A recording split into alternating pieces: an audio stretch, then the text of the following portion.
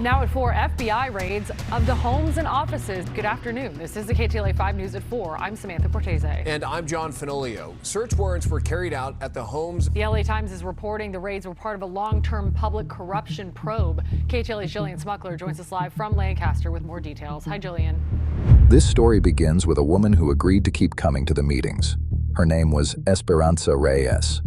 She was 47 years old, a member of the executive board of a disaster relief nonprofit called Southern Hands Foundation, a regional charity headquartered in the southern United States with a public-facing mission of providing emergency response and long-term recovery aid to communities affected by hurricanes, floods, and tropical storms across the Gulf Coast and the Caribbean. She had been on the board for 9 years. She had been recruited by the foundation's founder, the city's sitting mayor, after she had impressed him at a regional emergency management conference. She had a master's degree in public health.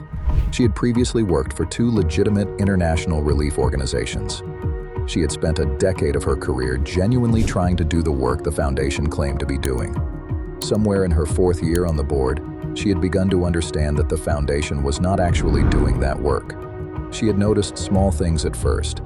Field deployment reports that described relief operations in regions she happened to have personal contacts in, and her contacts had no memory of the deployments.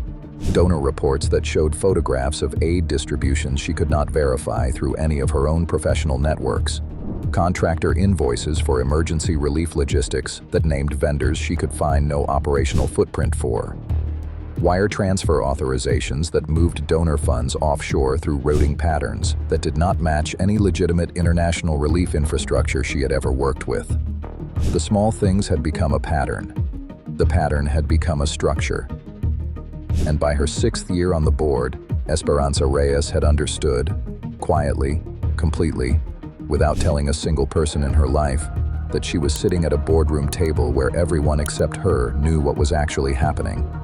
She had spent her 7th year preparing. In the early spring of her 8th year on the board, she walked into the FBI's field office in the city's federal building on a Wednesday morning and asked to speak with a senior special agent on the public corruption squad. She told them what she had been sitting at the boardroom table observing for the past 5 years. She told them she was willing to keep attending those meetings, keep voting on those authorizations, keep showing up at the foundation's events, for as long as the federal investigation needed her to stay in place. The investigation that followed took 14 months. It ended in front of 400 people at a black tie charity gala in a hotel ballroom when federal agents walked through the ballroom's main entrance during the mayor's keynote remarks and arrested him at the podium. If you believe corruption like this should be brought into the light, hit like, subscribe to the channel, and comment "exposed" below. The mayor was a man named Wendell Carrick, 59 years old, 2-term sitting mayor of a major coastal city in the southern United States, former state legislator, founder of the Southern Hands Foundation 13 years earlier, when he had first run for mayor on a platform built almost entirely around his image as a champion of disaster preparedness and Gulf Coast community resilience. The foundation had been the cornerstone of his public identity for 13 years. He had personally appeared on national news broadcasts, standing in front of hurricane wreckage with the foundation's logo on his polo shirt. He had personally accepted humanitarian awards on behalf of the foundation. He had personally raised over $400 million in publicly disclosed donations across the foundation's 13-year operational history. The publicly disclosed donations were only a portion of what had actually moved through the foundation. For 13 years, the Southern Hands Foundation had been operating as a dual-purpose financial vehicle. On the public-facing side, it had functioned as a fundraising entity, collecting legitimate donations from individual donors, corporate sponsors, and a small network of high-profile philanthropists who had been recruited by the mayor personally over the years. Approximately 20% of those legitimate donations had actually been deployed into real disaster relief activity, just enough to maintain a defensible operational footprint and produce field photography that could be circulated through donor reports. The remaining 80% of legitimate donations had been quietly redirected through a layered system of contractor invoices, fabricated field deployment reports, and offshore wire transfers into a consolidated set of accounts in the Cayman Islands, Panama, and the Dominican Republic. That was the donation theft layer of the operation. By itself, it had moved approximately $320 million in legitimate donor funds offshore across the 13-year window. But the donation theft was not the larger half of what the foundation had been doing. The larger half had been laundering. For 13 years, the foundation's offshore consolidation accounts had been receiving structured inflows from a major cartel money laundering network operating across the Gulf Coast, the Caribbean, and northern Latin America. The foundation that had spent 13 years presenting itself as a champion of hurricane survivors across the Gulf Coast had in practice been stealing from those survivors twice. Once by diverting their donations away from actual relief work, and again by laundering the proceeds of the criminal organizations that ran narcotics distribution through the same coastal regions the foundation claimed to serve.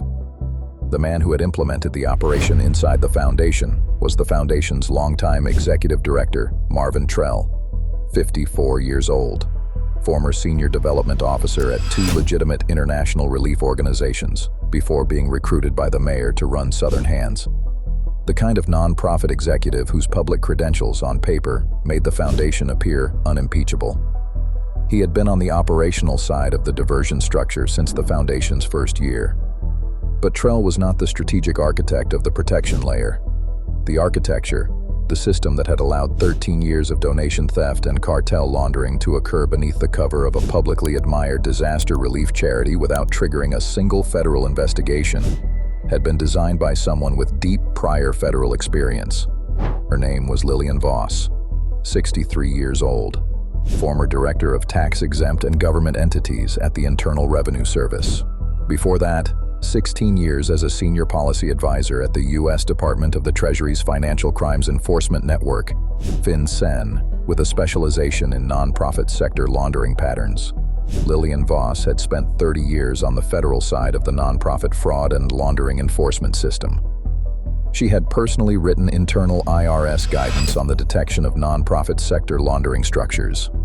She had testified before congressional committees on the structural patterns federal investigators looked for in cases involving charitable organizations and cartel-linked financial flows.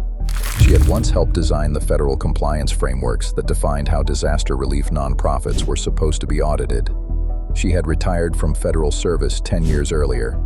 Within 8 months of her retirement, the mayor, then in the planning stages of what would become the Southern Hands Foundation, had quietly retained her as a private compliance and structural advisor through a corporate cover called Coastal Compliance Strategies, LLC, operating out of a commercial office in a southern U.S. financial district.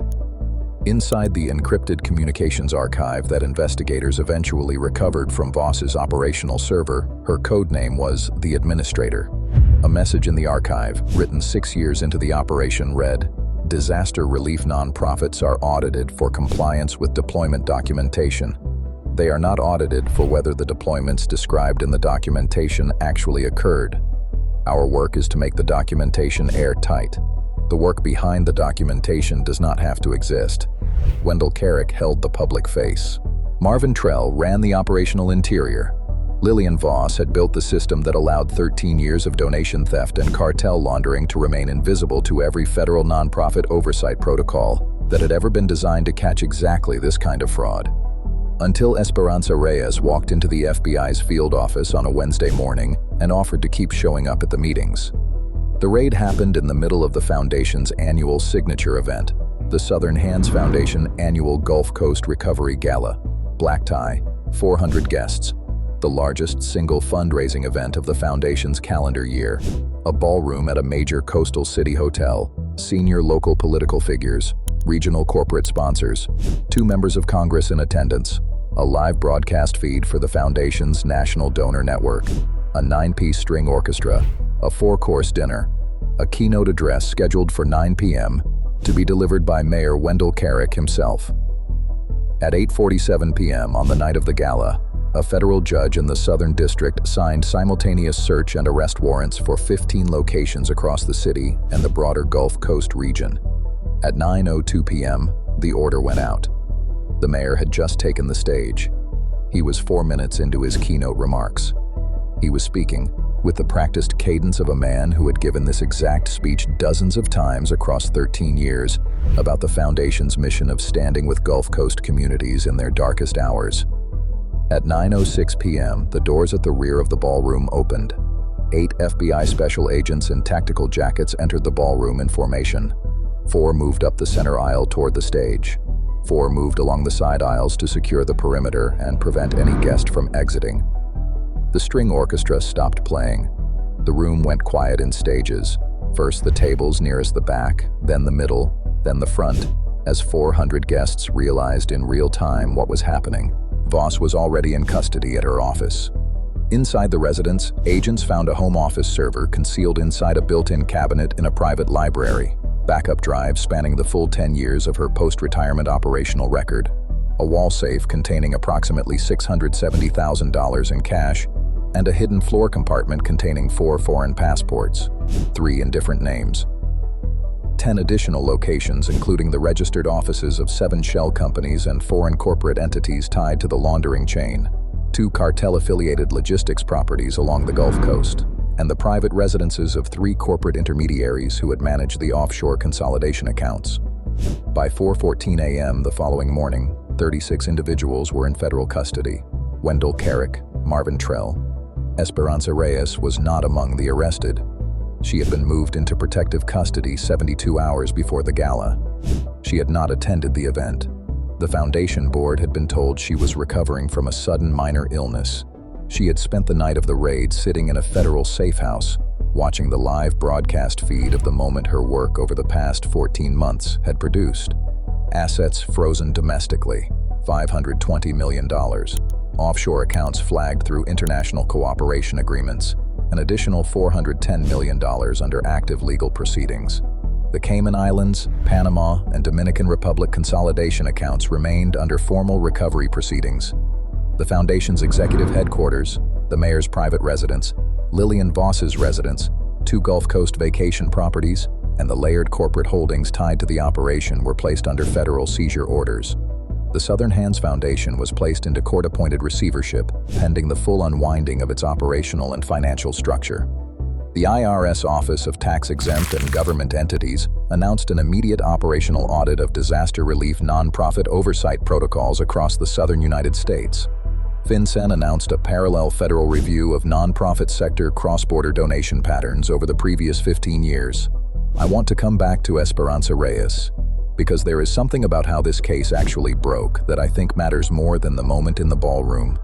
The moment in the ballroom was the visible part. 400 people watched it.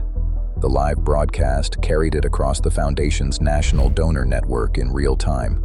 The footage has since been replayed on national news. It is the kind of cinematic moment that gives a case like this the public weight it needed to do its actual work, which was not arresting one mayor, but unwinding a 13-year laundering structure that no federal agency had ever come close to identifying through any of its formal investigative protocols. But the moment in the ballroom did not happen because of any of those formal protocols. It happened because a woman with a master's degree in public health, who had spent a decade of her career genuinely trying to do disaster relief work, sat at a boardroom table for 5 years, quietly understanding that the people around her were stealing from hurricane survivors and laundering cartel money beneath the cover of a charity she had once believed in. She did not have to walk into the FBI's field office. She did not have to spend the next 14 months continuing to attend those meetings, vote on those authorizations, and show up at those events, knowing what she now knew about every person who was smiling at her across those. She did all of it because she had decided that the work of catching this case mattered more than her own safety. The operation had been running for 13 years before Esperanza Reyes walked into the FBI's field office. It had survived 13 years of IRS tax-exempt audits, FinCEN cross-border donation pattern reviews, state charitable solicitation registrations, donor due diligence by national philanthropic networks, journalistic profiles of the Foundation's work, and the careful structural design of a former senior IRS and FinCEN official who had spent 30 years building the very federal frameworks she was now quietly running operations against. It did not survive a board member who had decided to keep coming to the meetings until the federal government was ready to walk through the ballroom doors.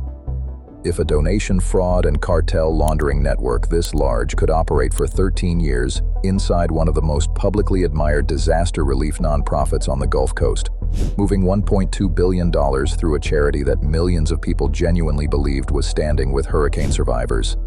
How many other Esperanza Reyeses are sitting tonight at how many other boardroom tables, watching the people around them smile, and deciding whether to walk into a federal field office on a Wednesday morning and tell the truth?